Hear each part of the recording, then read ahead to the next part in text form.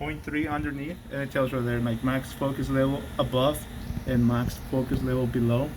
So it's set to 0.3. So it's basically going down 0.3 and then it goes up 0.3. Okay. So it doesn't matter where you put the mark because it's almost the same width. Right. And as long as that protein is there, it's gonna go from this edge to this edge. Okay. And that's what it imaged. So as you can see here before, it was really off, and it was like everything was blurry, and this is how it's supposed to look. Wow. Okay. Yeah. So yeah, and so I gotta do that for all the plate types. Some of them were off, some of them were working. And so you can just edit this and save it. Right, but in order to edit this, you need to have the plate type in there with a mark. So I'll show you in a bit with the other plate types. And like I said, all my plates are marked with a Sharpie to find that focal point. Got it. Okay. So this is mimicking where the drop starts. So this is a hanging drop. So right now the drop is going to start on that edge of the film, right? So from there on it's going to go down because the drop is hanging. So you would do focus levels above 0. This is only for the LCP. Oh, okay. Yeah, so this is where it's also confusing because only the LCP does this. Oh. Right, because it's sandwich.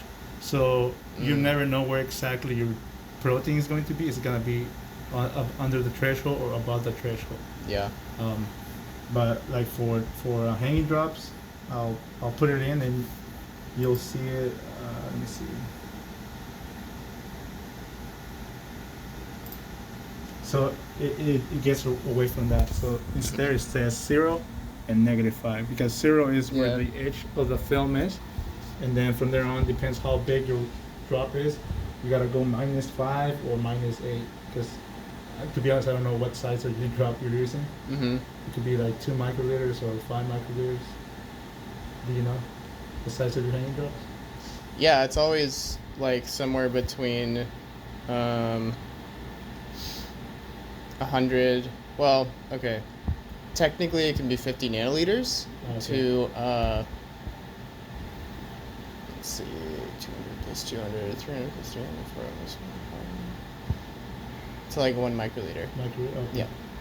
Right. So yeah, so the 0.5 usually works fine. Like actually, really more 800 nanoliters, but yeah. Okay. Then that's why the imaging were looking good when I was messing with this.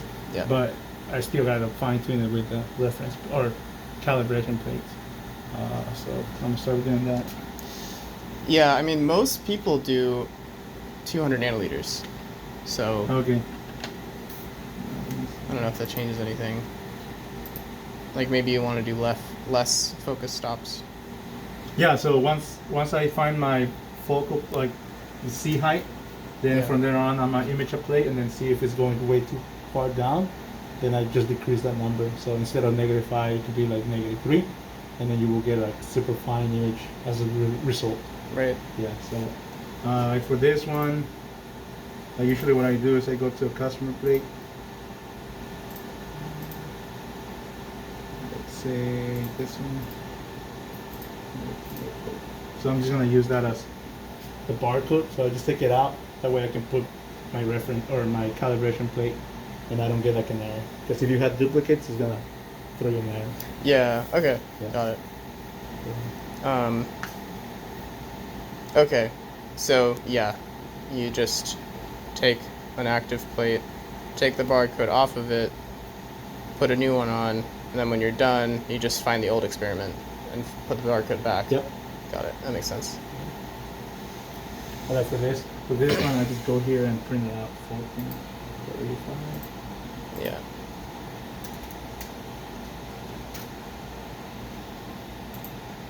Okay.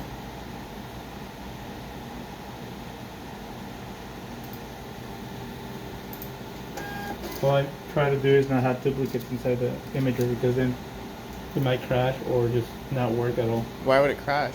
Because you're not supposed to have duplicate plates, so it just doesn't work. It depends on the software. The new software, it just crashes, and then I believe on this one it just turns red and you cannot move it to the imager at all. Right. Yeah. Okay. Right. Yeah. So it like I said, different software versions that react differently. So yeah.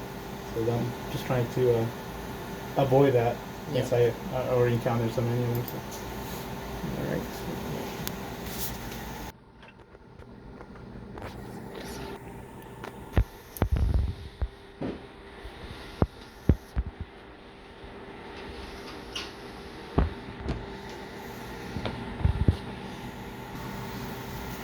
Now you see your 96-volt Granger hanging drop. Mhm.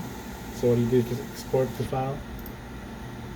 You click on that one, and then you can save it anywhere. So we're gonna save it under Documents, and you can type anything before the XML. So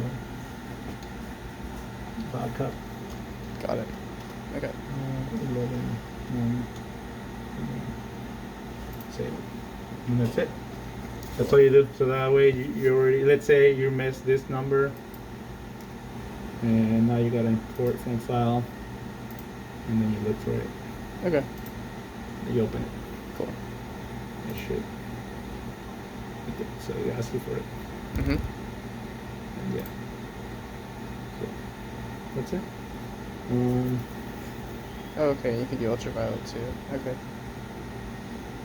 Yeah, you can change the settings on the UV just by clicking on it. So first I'm gonna calibrate first, and then we'll see if those numbers work still, or if not, then I'll set them to our default, which starts with 0 and then -5. So, Okay.